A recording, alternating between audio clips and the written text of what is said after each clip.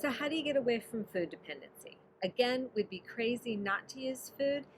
It works. But the problem with food is it works. So it's really difficult for us to wean ourselves away from it, let alone the dogs. The dogs are easy. It's getting us out of the habit. That's the hard part. So last video we talked about using a secondary or a conditioned reinforcer to take on the meaning of the food. Today we're going to talk about step number 2, which is sequencing. A sequence is asking your dog to do 2 or more behaviors for one piece of food.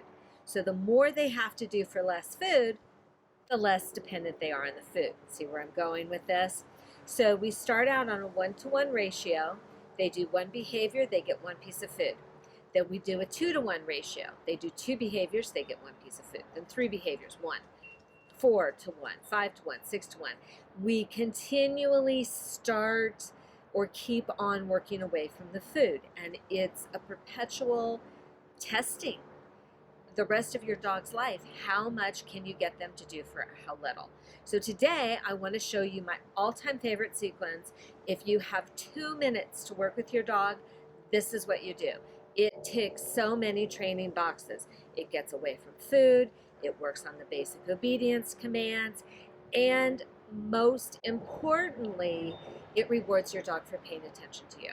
That's what we're going to work on today. So for a reward, a food reward, I'm just using kibble. And my assistant today, Rudy, you all know Rudy. So I have kibble mixed in here with a couple of pieces of like freeze-dried raw food, some really good stuff to keep him interested in playing the game. So I'm taking this and I'm putting it away. I'm taking it off of my body. So if we're always showing them that we have the food, we're always going to have to show them the food, which I'll go into depth more of next time. But right now, I am putting the treat in my pocket. Okay, I'm not even showing it to him. And we're going to do just a come, sit, watch. Rue. Oh, he's right next to me. Come, sit, watch. Come, sit, watch. Good boy. Good boy. Come, sit, watch. Good boy. Good boy. So I'm praising him every time he does what I ask him to do, but he only gets the food after the last command. Come, sit, watch. Good boy. Good boy. Good boy. Good boy. And it's a little delayed gratification. So he has to remain sitting for a few seconds before he gets that treat. So if I instantaneously, he sits and then I give him the treat, he learns as soon as I get the treat, I'm out of here. So I want a little delayed gratification. He has to have that rock solid sit in order to get it. So we're working on him coming, sitting, and waiting for further instructions.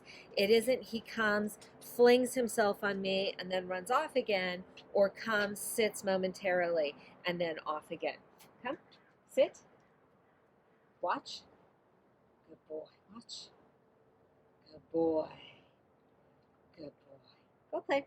Now, the better your dog gets, then you ask them to do more for even less. So that's 3 command sequence you can easily make them do before you feed them, before you pet them, before you put their leash on, before you give them their favorite toy. Whatever the reward is, make them do at least that. Now, the better that they get, you can ask them to do more.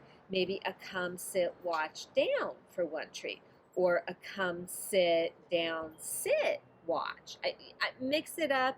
And then the other thing to that, your bonus is keep them guessing. If you do the same sequence every time, they'll start to anticipate that.